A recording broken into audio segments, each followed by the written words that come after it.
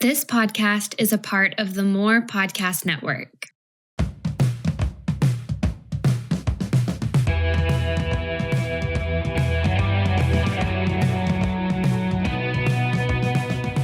Hey everybody, welcome to the Daily Leader Podcast by Pattern Talent, where we interview great leaders and we seek to understand leadership. I'm Brad McDonald. And I'm Taylor Jessup, and we really hope that you enjoy this episode.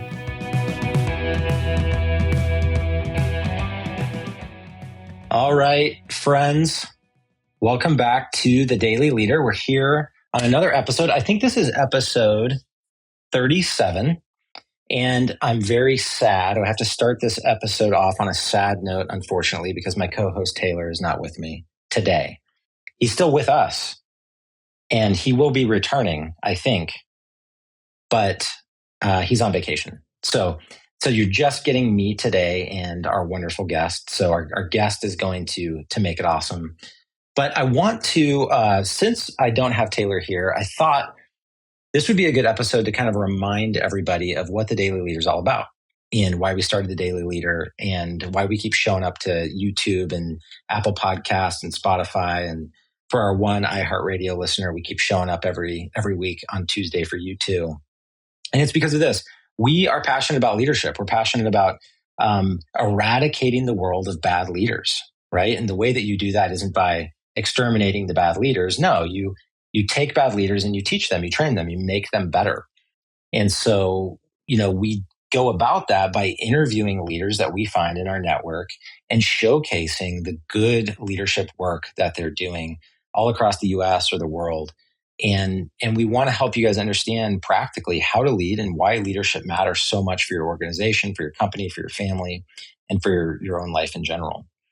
And we're deeply convicted about a few values that are really important to us. And the first one is curiosity.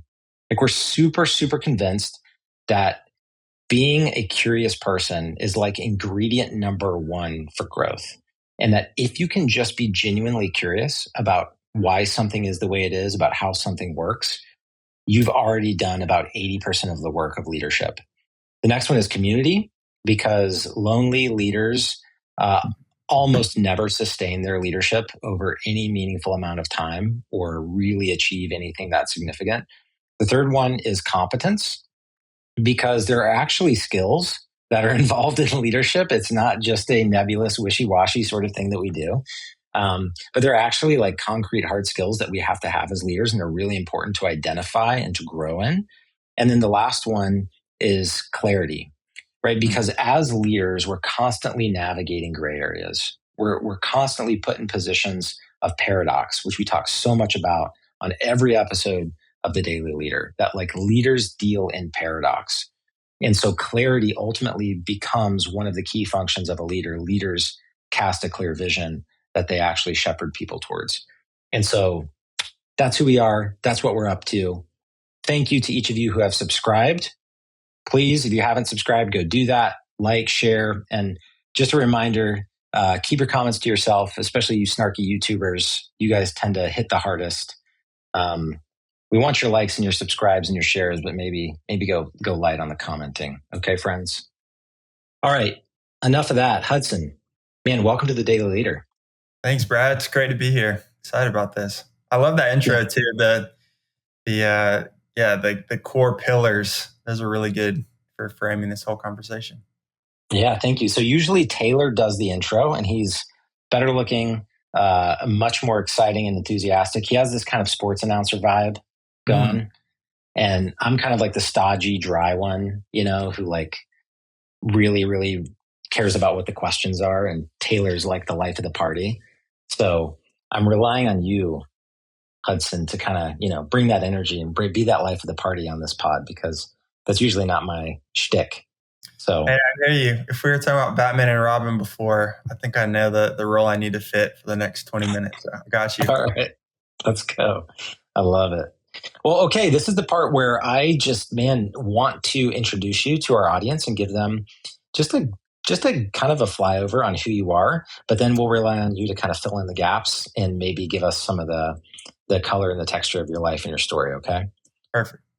All right, man. So obviously you're the hero of today's podcast. And we say that to all of our guests before we have them on and hit record. Like we just want to celebrate who you are, the leadership that you're doing kind of out in the world, and just introduce our listeners to another great leader. So in light of that, you're a husband, you're a father, you dwell in Chattanooga, Tennessee, which, by the way, I once heard Chattanooga referred to as Little Denver.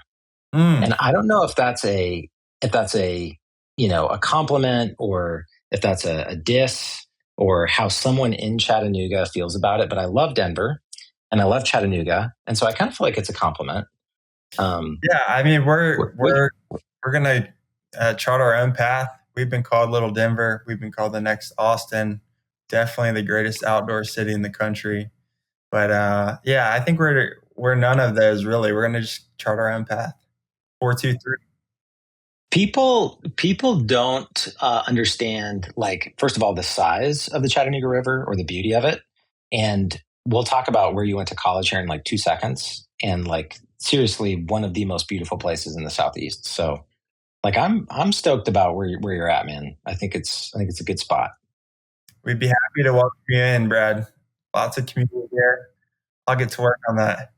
Yeah, it will be very difficult to pry us from the desert, but I will keep that in mind. Yes. Okay, so Chattanooga, awesome. But you're a graduate of Covenant College, which is just down the road from Chattanooga in Lookout Mountain. Yep. And seriously, like one of the coolest places in the Southeast. The view from Lookout Mountain, the scenery. Obviously, Covenant is an incredible college, like super beautiful. I've been there a handful of times, and every time I'm there, I'm like, can I live here? To your point. Pretty special. Absolutely.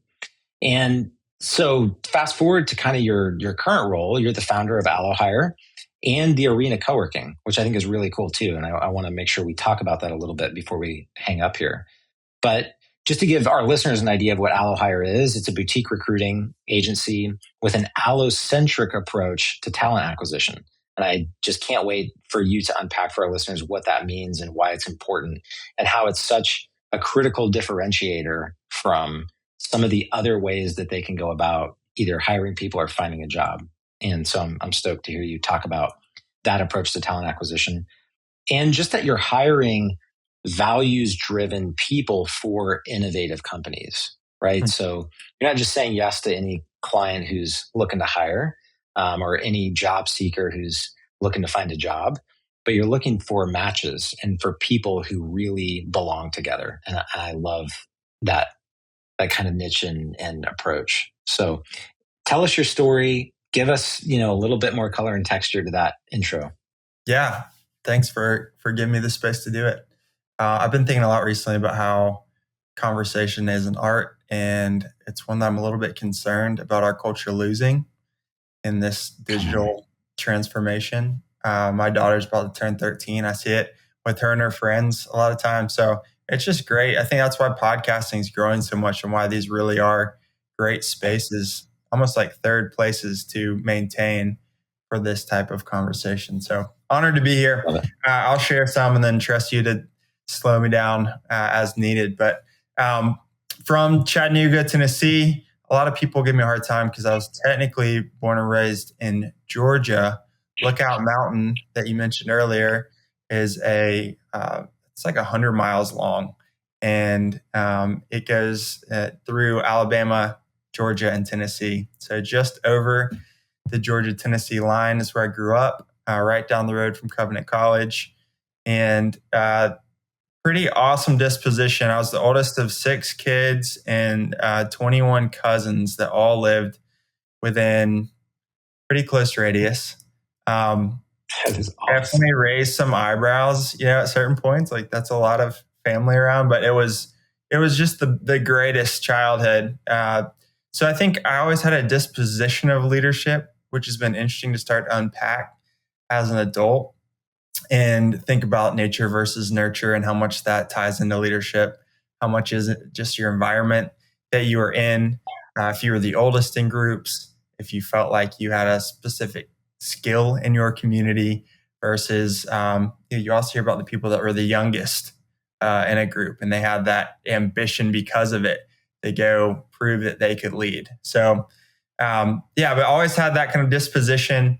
Got to go to college at Covenant, as you mentioned, and that's where I first kind of discovered my love of recruiting. I'd always played soccer my entire life, and so I got to play at Covenant, and I was never the best player, but I got to bring together the best players and to see how that could lead to not only winning, but a great culture. And actually this week was our 10-year, I got like the Facebook memory pop up that 10 years ago was when my senior year, when we had like our first soccer game. So it was a picture, and I got to text those guys. It was 10 seniors.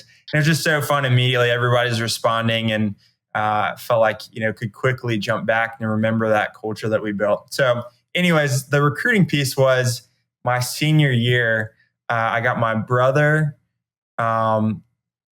3 cousins, and a close friend all to transfer to Covenant for 1 semester to play soccer together. And it was pretty epic. One guy had a full ride to a D1 school. He came to this little D3 school, and we won our conference for the first time in the new division, and it was super fun. So that was kind of my forte into it. Graduated from Covenant with an interdisciplinary studies degree, which is kind of like a major and minors, like indecision in a lot of ways. Mine was Bible, business, economics, and philosophy. So like I love it. Way up here and a lot of things.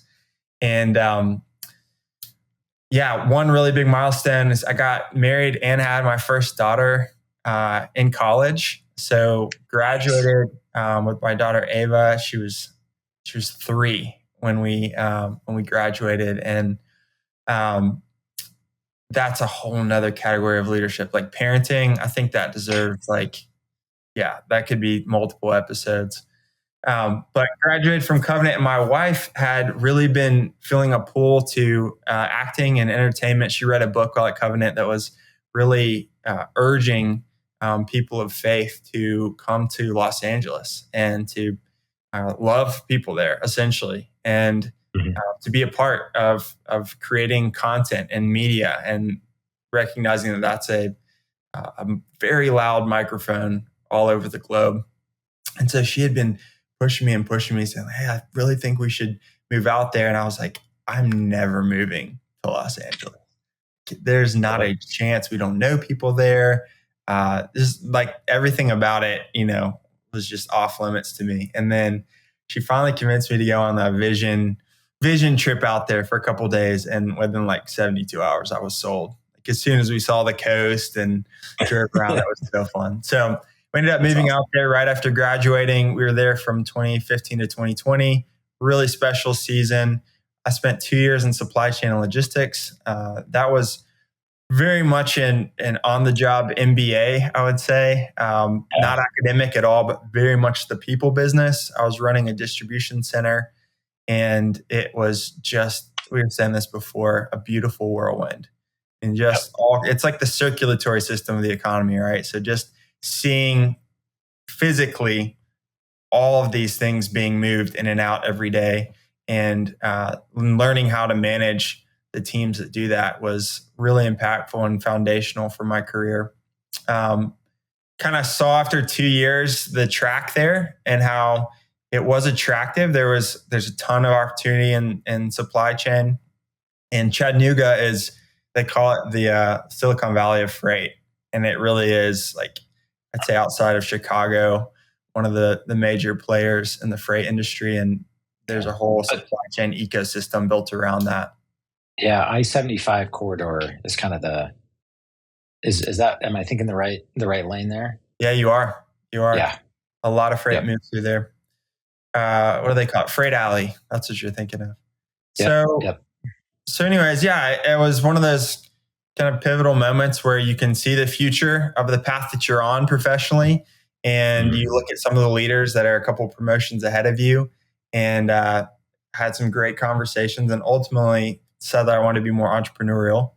And part of that was just in the air in LA. I think there's so many people that move out there chasing a dream, whether it's creative or business or whatever. And so decided to make a leap and get into the recruiting world, which I had no idea you could get paid for until then. And I was just so giddy that, just from meeting people and connecting them and some of those people getting jobs because of it, you can get paid and paid pretty well for it. So I joined this collective called Mary's Group, which was a collective of entrepreneurs, all doing, some were solopreneurs, some had small teams, but all doing similar talent acquisition work.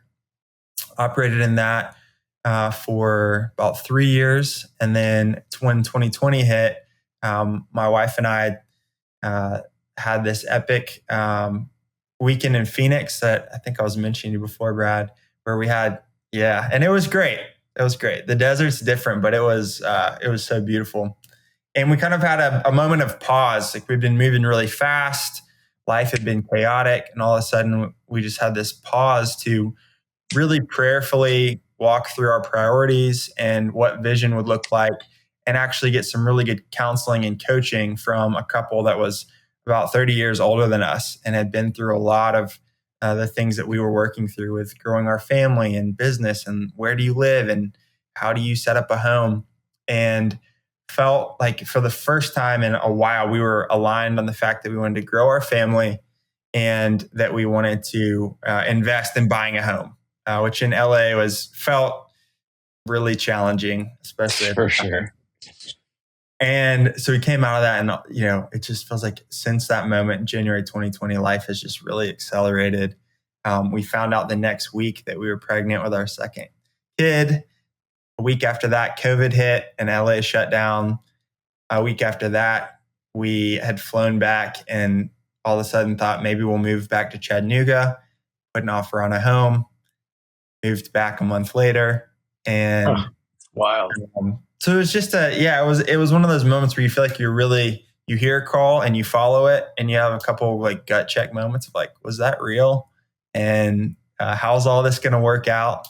And it's been really cool in hindsight to see. For us, faith is really important to see how God has orchestrated each of those decisions to bring us to where we are now. So current state, living in Chattanooga, in the hometown, 3 kids. My wife and I just celebrated our 12-year anniversary, which was super exciting. We got to go to Congrats. A little Euro trip. It's kind of like a mini sabbatical, but we got to go during the Olympics and to France and take our 3 kids. So not really a vacation, but pretty epic adventure.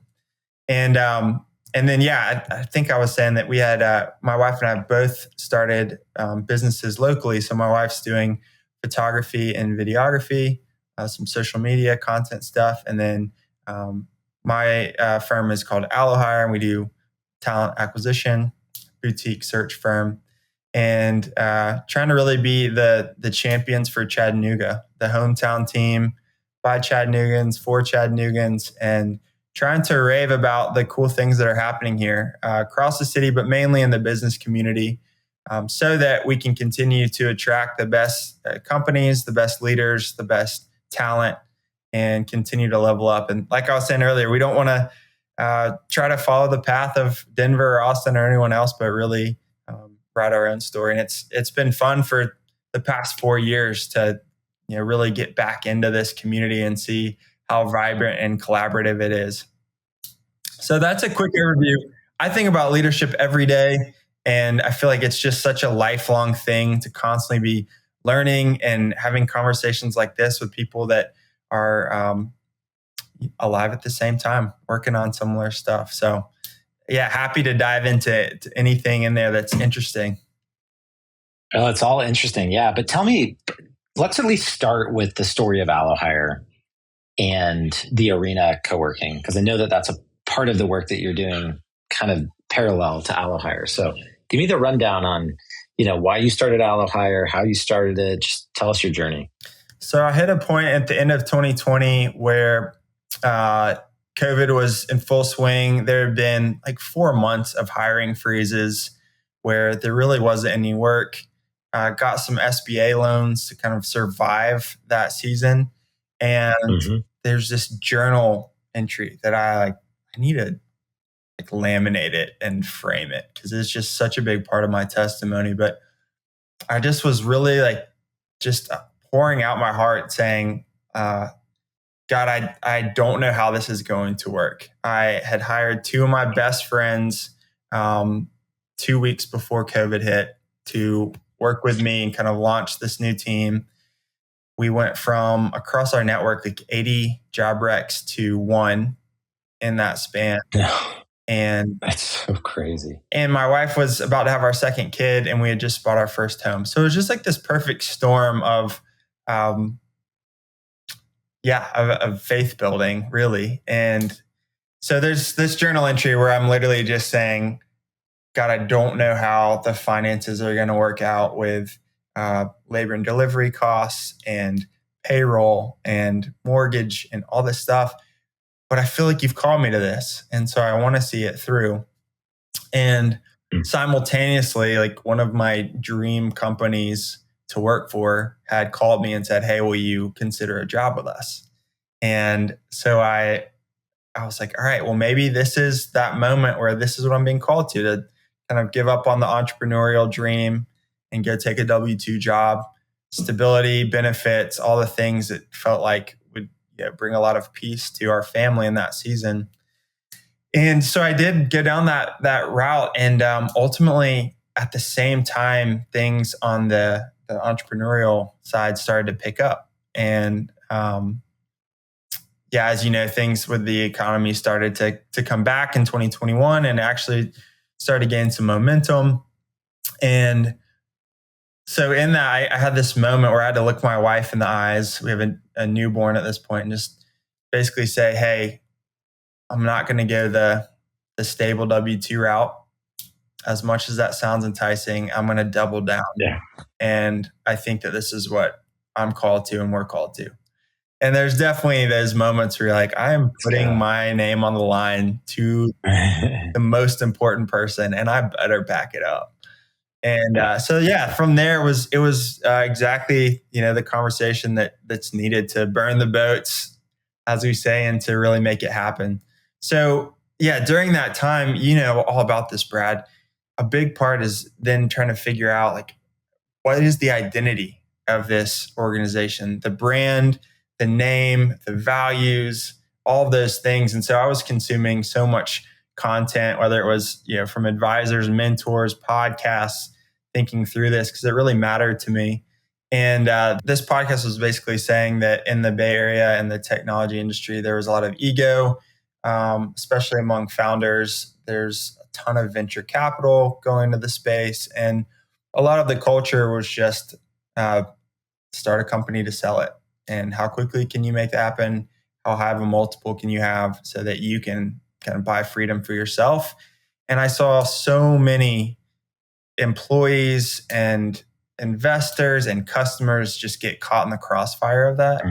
And so, I kind of viewed that idea of allocentric as something that I wanted to wrap my arms around and try to start wrestling with. And I think with any big idea or word, it takes decades or a lifetime to actually let it percolate in your being. And so that was the start of it for me. And you asked about why specifically to start AlloHire here. I think for me, when I was looking around Chattanooga, I just didn't see anyone doing exactly what I wanted to do. I didn't see anyone that was really active on LinkedIn, that was telling good stories of local businesses and who was creating a space for the community to collaborate. And so that's why we decided to create a physical space that could be AlloHire's HQ, but also double as a place for the community, the startup community, to come and collaborate. And so that's where Arena Coworking was derived. It was the brand for that was after Teddy Roosevelt's "Man in the Arena" quote. Yeah, that is just epic. It's not the critic who counts. And I thought that was, a big part of entrepreneurship is you're in the arena and you're going to air and it's going to be hard. But if you can do it alongside other people and, you could be in business for yourself, but not by yourself. That was a pretty inspiring thing. So yeah, that was kind of the grassroots of the arena, and it's still so early. Like, it's not a formal co-working thing. We host a couple events there a month, and we just started having our first people pay to have dedicated desks there. That's but awesome. The ethos of it is very much, let's bring people together that we think care about our city and see what happens. I love it. And I've got I don't know if you can see it back there, but I've got the Man in the Arena kind of hanging on my wall. So Do you really? Yeah, I'm a big fan of that. And think about that. We thought about putting on you'll appreciate this. We just put up a sign, like a cool metal sign for the arena. Yep. But we thought about putting, what were we going to put? No timid souls. Yeah, I love it. That was going to be on above the door. And then my marketing girl, who's awesome, was like, yeah, that's a little too much. We're not too intense. Yeah. Well, that's awesome. Well, I had the pleasure of getting to watch your TED Talk. You did a TEDx Chattanooga. The theme was Awaken, and it was last year in 2023. And you did an amazing job kind of unpacking what it means to be allocentric and how that's different maybe from some of the alternatives as it relates to recruiting, or even just a philosophy of life and a way of being. And so we'll link to that in the show notes for the listeners to be able to check out your TEDx Chattanooga talk, because I think they'll enjoy it as much as I did.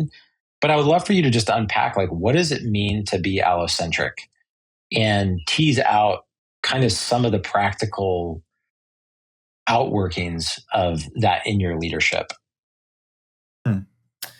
Yeah. So like I mentioned earlier, allocentric means other-centered. Allo is the root word. It means other or different. There's even an Allosaurus dinosaur that's become our mascot because my son Liam, 3-year-old, just loves it. But other-centered is not a new idea, right? Like, people have been talking about that for thousands of years. I'm glad you're asking about the practical applications, because I think that's where the meat is. Mm-hmm. For me, this kind of idea of being other-centered was qualified a bit in a Bible verse, Philippians 2:3-4, which says, "Do nothing out of selfish ambition or vain conceit. Rather, in humility, value others above yourselves, not looking to your own interests, but each of you to the interests of others." And that's a very countercultural idea when you actually get into it. And so, yeah, that was a big part of kind of what it meant to me. It was doing nothing out of selfish ambition, actually having humility and viewing that in every other person you can learn something, and that there could be value in connecting with them. And then, like I said, specifically for agency recruiters working on behalf of others, you have to be able to put other people's interests above yourselves in that equation for that to work well. So that was a big part of it. And I've been really wrestling with that. You mentioned the TEDx talk. And what's funny about that is, I don't know if I've really shared the full story, but I was in Cabo the day before at my sister-in-law's for a birthday trip for my sister-in-law, and it was epic. But the timing was just wild because I had to fly back, get home at 1 a.m. the morning of the talk. And in that whole whirlwind, I left out a chunk that I think was so important to the whole idea. So I want to share that. I need to share it to make the whole thing more applicable. But I think in this whole idea of being allocentric, other-centered, the idea of community has to come right alongside it. And with community, there has to be some boundaries, right? Everybody can't be community in the same way. You have to have some definitions around what you're about, what your values are, how you operate. And we all have capacity limits that I think technology has made us think that we don't have. Yep. But there's this idea that is called Dunbar's number that you may be familiar with. And it's just been helpful for me in this. And basically the idea is you can have about 150 meaningful relationships based on the physical size of the human brain. And so you can recognize maybe up to 5,000 faces, but 150 meaningful connections is really like your tribe or your community.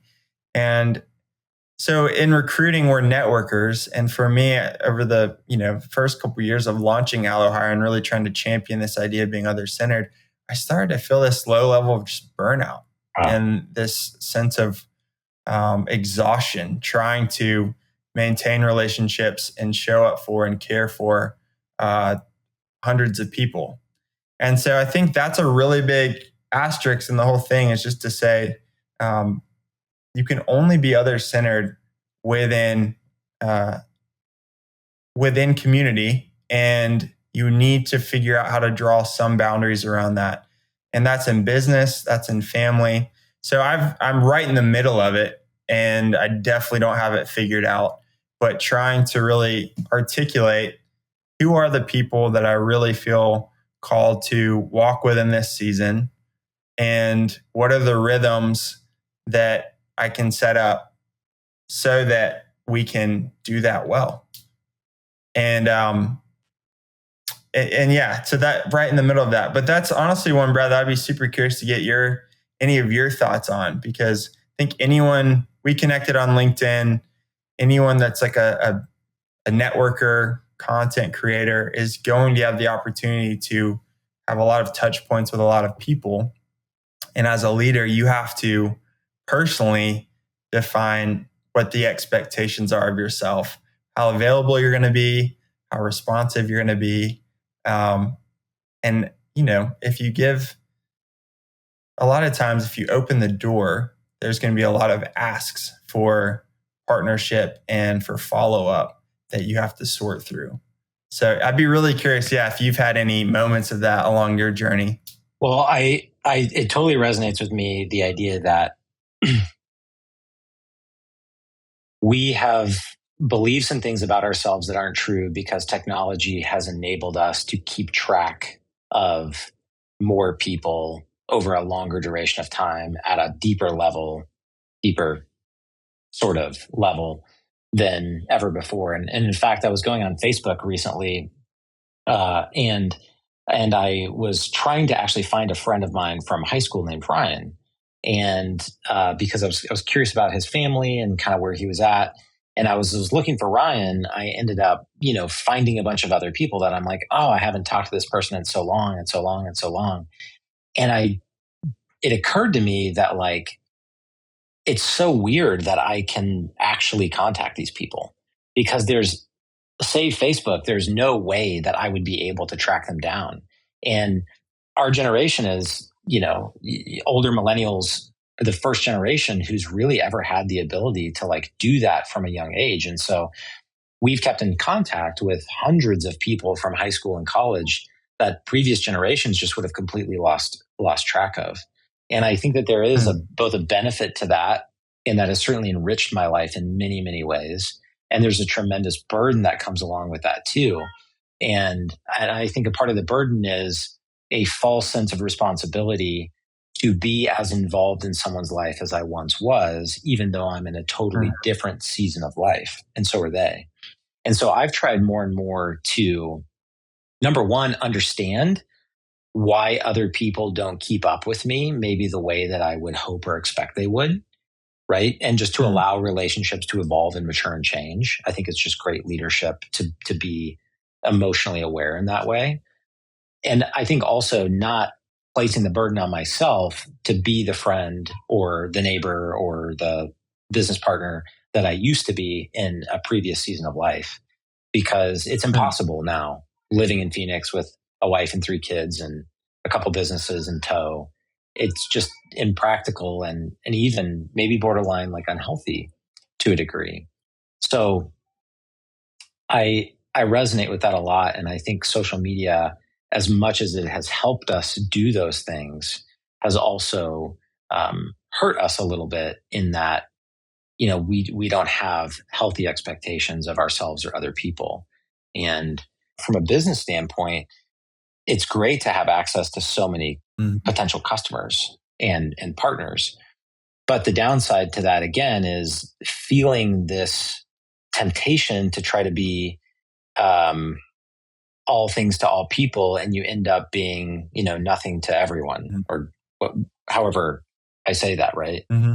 So so I totally resonate with just the duality there and the paradox that like it is such an amazing blessing and privilege to be able to meet and stay connected to so many people just the way that you and I are interacting now. And yet at the same time, just feeling this like impossible burden that like I'll never be a good friend to anyone because I'm trying to be a good friend to so many. And For real. I'm curious, like, this is a really fun tangent, but like in particular for your 13-year-old daughter, like how you're seeing, social media and just this kind of like network effect, even affect her at a young age. We have family members who are like, teenagers don't get social media. It's just like a no. We're waiting until maybe they're older teenagers or into college. And then we have family members and friends who are, their kids have iPads and their kids have iPhones and Androids like really early on. And so we're kind of wondering when our kids get to that age, like how we're going to navigate those waters in a way that's like helpful to them in the long run. And also we want to be able to get in contact with them. So there's that too. Yeah. So there's that too, right? Yeah. And who knows what devices will be available for sure the next 5 years. For us, it's been, I think just stumbling through it. Like a lot of our peers, we let her have a phone when she was going to school last year and very quickly saw how much it pulled her away from being present in our home. So we got rid of that. That was not fun. I've tried to talk to Ava about Dunbar's number. Doesn't pique her interest. In the same. It does not resonate. Yeah, so, tried swing and a miss. They've got these gizmo watches now that I think are great, where you can pre-program a couple numbers in for who they can communicate with, and it will track their location. So that's what we're looking into right now. And they've got like the Wise phone or the smartphone. It's not a smartphone, but like a dumb phone, basically. But yeah, I don't know. In all of that, I think we're constantly trying to experiment. She has no social media, no plan of giving her social media anytime soon, but it's hard to know as a parent. Like my wife does social media stuff. And so last month she put up a video of our daughter and it got 23 million views. But all of a sudden there's a real like sense of opportunity there for brand deals and different things. And so as a parent, like, okay, I know content creation is a legitimized career now. We have friends that do it and do well with it and make great content. But I don't want my daughter to see any of that, right? So like that, we're very much in the middle of that. But hopefully we can, be honest with her and together, come to solutions. I think the biggest thing we're hoping for is just honest communication, transparency, both ways as we figure it out. Yeah. I want to ask you a question about the curiosity thing, since that's one of the core pillars. So if you're curious about people, you can genuinely be excited to connect with them, right? But then how have you figured out how to then define if they're going to be part of the ongoing community, even like that 150 idea, and how you're going to continue to connect with them? That's such a great question. And I appreciate your ability to judo and flip the script here. That's a lot of fun. Yeah, that's the allocentric thing that I didn't even mention. Like asking good questions, I think is probably the biggest thing. And that whole idea to get other people to talk is probably not ideal for this podcast, but. Okay. No, it's great. We love it. And I wish Taylor were here to chime in too, because he would have so many great thoughts about this in his own life. He's like off the charts people person, very much knows how to bring a diverse group of people together who maybe otherwise would never trust the opportunity to spend time together. And one of the things that, Beck and I have found, I think it's true in leadership, but it's also just true in family life in general, is that we don't feel the need to agree with people in our lives, maybe even about things like politics or their perspective on faith, or maybe even how to raise their kids, or maybe like certain lifestyle things that they might be into, or like hobbies that they have.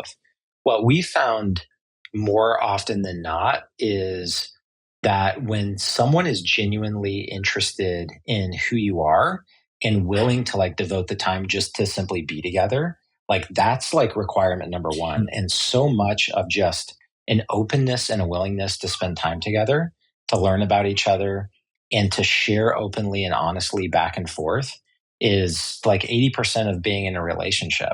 And we oftentimes find our lives enhanced by people who do see things very differently, and yet at the same time have a posture where they're willing to just engage in hospitality, whether that's let's go have a drink and a bite to eat, or come over and hang out with our family.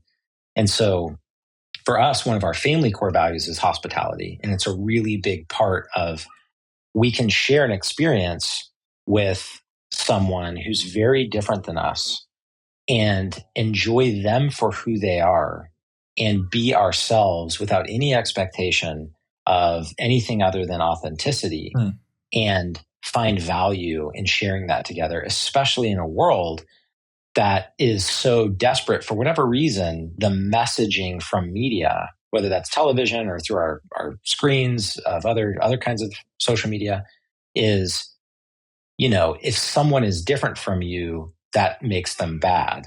Or, and especially right now in a political climate of, US elections, where we're constantly kind of being pushed to one or the other side, and for good reasons, right? For reasons that matter, right? These opinions that we hold about what we think the good life looks like are super important. So not to minimize that at all, but just to say that a lot of those things, as important as they are, like they don't solve the bigger question of how do we live life together, even though we see those things differently.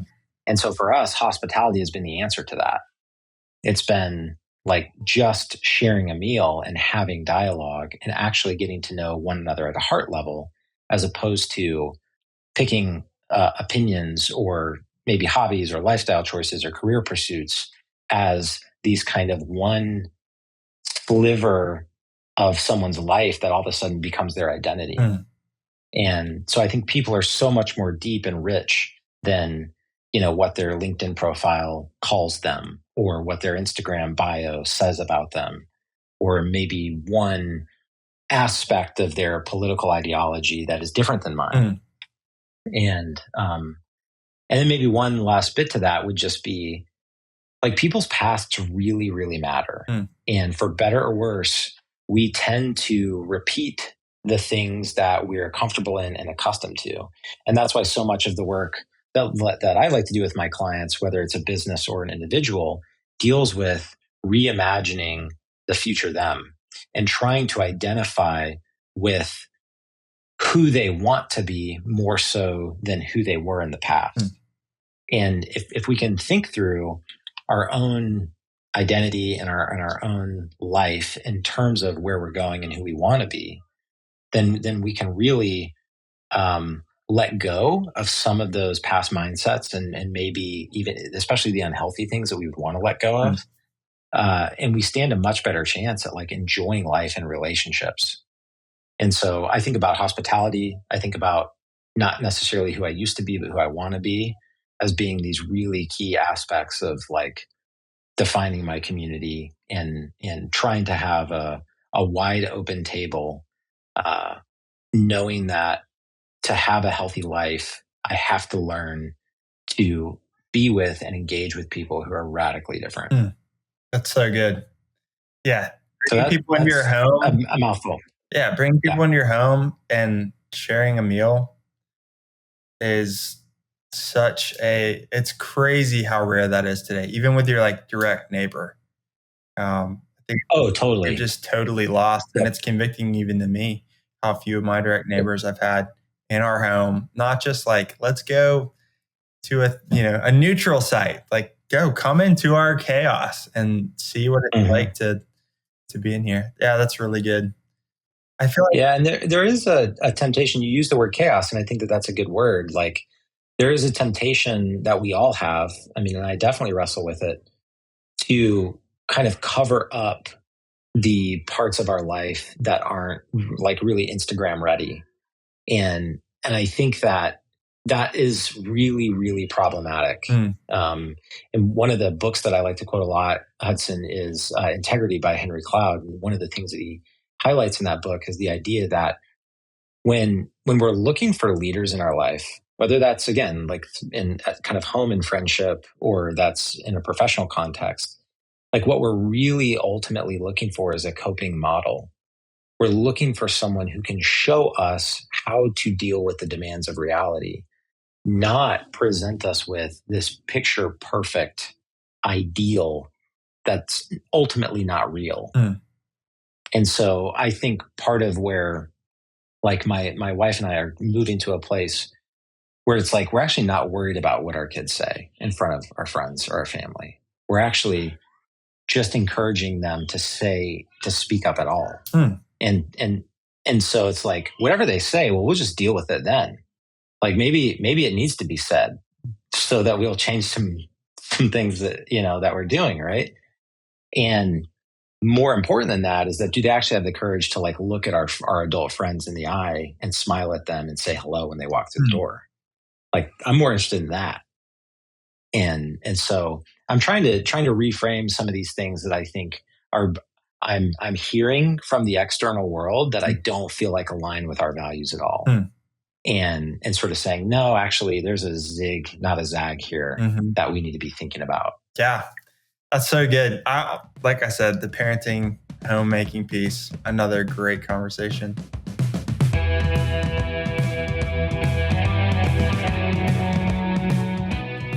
Hey guys, what is up? I really hope that you enjoyed part 1 of our interview with Hudson Brock. We had so much awesome stuff to talk about and was really enjoying hearing his story. And so what we decided to do was record a part 2, and that's going to be coming out soon. So stay posted for that. Thank you so much for listening. Remember to like, subscribe, and share and comment. See you guys at part 2.